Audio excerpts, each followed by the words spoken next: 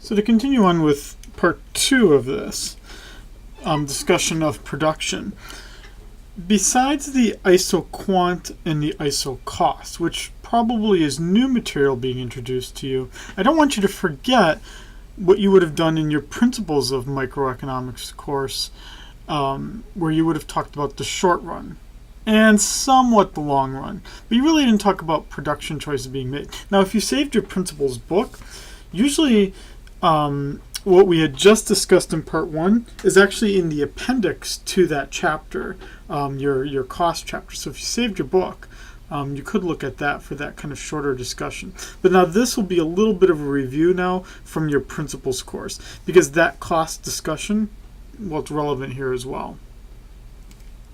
So what we looked at in part 1 was the long run decision. It was long run because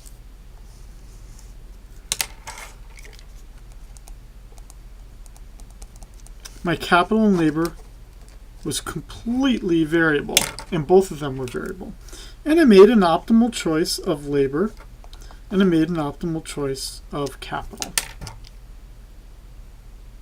Now what we're doing here in part 2 is we're looking at this a little bit more from the short run perspective, and looking at the costs of hiring those workers and hiring that capital instead of just having an ISO cost line here. So let's talk about this. Again, this will be largely reviewed from Principles. If it's familiar to you from that course, there's no need to look at it that closely here for this chapter. Okay. So this is probably familiar to you in the sense that the total costs are equal to the fixed costs plus the variable costs. The fixed costs are, again, the costs that do not change based on the levels of production. The variable costs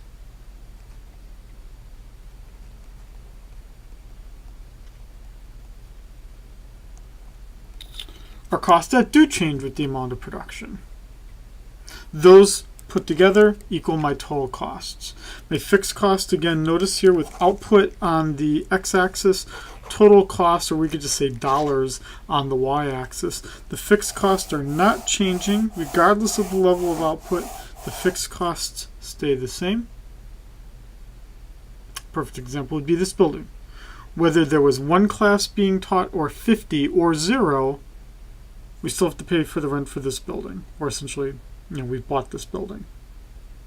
But if we taught 0 classes, we could turn off all the lights, fire all the employees, and our variable cost would be 0. As we start to teach more courses, the costs go up, initially increasing at a decreasing rate and then increasing at an increasing rate. The difference between the variable cost and the total cost is the fixed cost. That's our difference, our vertical distance between the two. And that vertical distance is constant.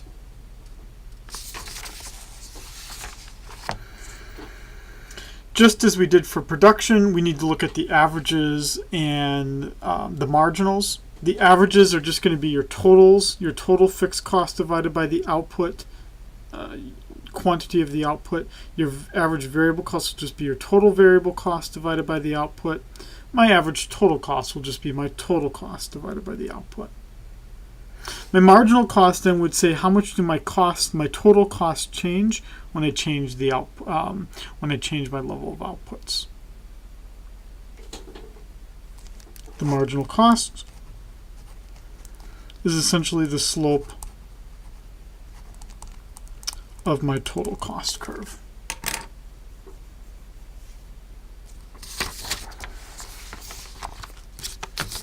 And we can graph those out. And this should be familiar from your Principles class, where I have U-shaped average curves.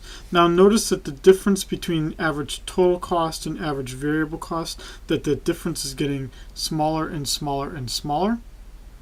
It's getting smaller and smaller and smaller because the difference between them is the average fixed costs. Fixed costs don't change, but the average fixed costs do change. They keep getting smaller and smaller and smaller because, right, the numerator is constant because fixed costs are constant, but the denominator would be getting larger and larger and larger. So the average fixed cost would be falling. And the difference in between the two would be getting smaller and smaller and smaller. What does this say? The marginal cost curve is essentially saying the total cost curve is getting flatter and flatter and flatter, and then steeper and steeper and steeper. So let's talk a little bit more about fixed costs and differentiate them from sunk costs. Fixed costs are costs that do not change with the level of output. Again, the perfect example would be if we're talking about teaching here, this classroom office building is a fixed cost.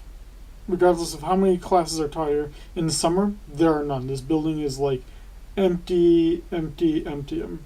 I saw one colleague, one of my coworkers a week ago. That was the last time I saw any of my coworkers. I am here alone. Yeah, right? The cost, this building is still paid for, right? The upkeep for this building is still paid for.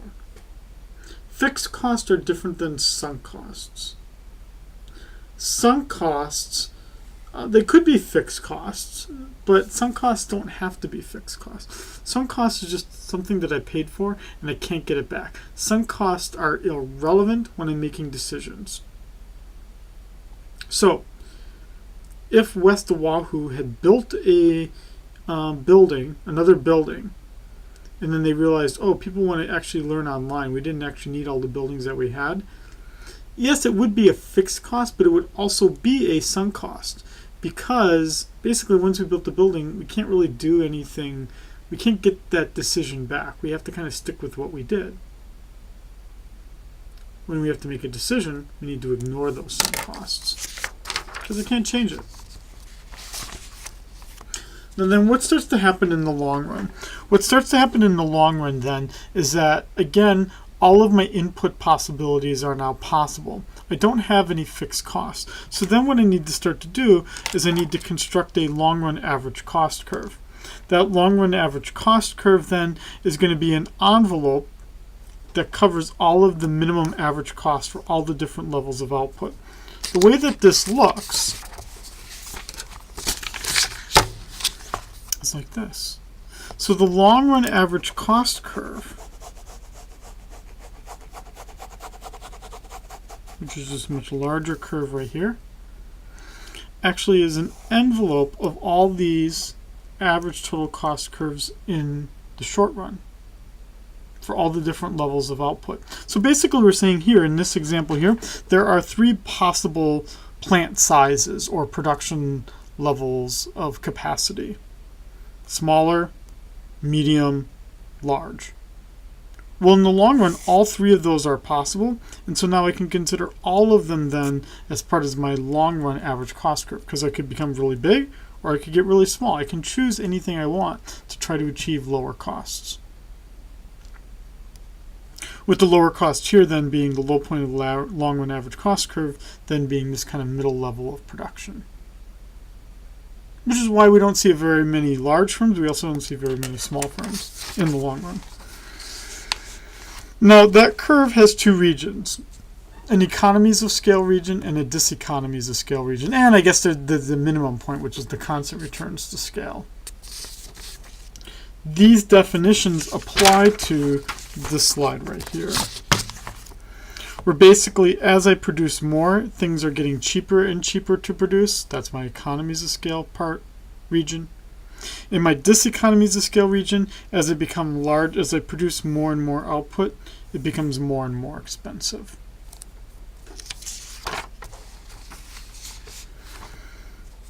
In the constant returns to scale point, that would mean that the three minimum points of these three curves, this would represent three different levels of output, all at the same cost. So obviously, you would have some indifference then between them at that point. economies of scale are different than economies of scope. So in economies of scale, we were talking about the relationship between costs and number of inputs. Now with economies of scope, I'm talking about numbers of inputs and numbers of outputs. And here what we're saying is that in terms of the economies of scope, what we tend to see happening here is that it should get cheaper to produce things together than to produce them at separate plants or to produce them in separate companies. And so we see those economies of scope if it's better to kind of combine operations with things. For instance, in big cities, the city that operates the subway is the same company that operates the bus system. Because there are economies of scope. That to run a subway system often employs the same equipment and skill and workers as it takes to drive buses and have a bus system. And you want them to be integrated. So there you would see economies of scope. And so then it's not surprising that the two are often run by the same company. How would I see these? Well, I would see these by, again, comparing my levels of inputs to my levels of output. And I could basically then, if I calculate with my total costs, I could look at how my costs change by changing my levels of outputs. Okay, so what do we see from this chapter then, if we just kind of skip ahead here?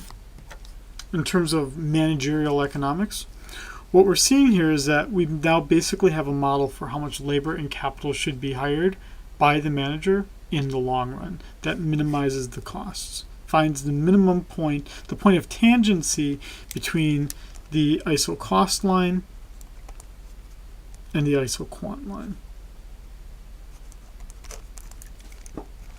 This point right here, where the marginal rate of technical substitution is equal to the negative ratio of the price of the inputs. Okay, this is just more of the review. Okay, so if you have more questions about this chapter, just like I had for Chapter 4, I have additional videos that I've made for the intermediate microeconomics course.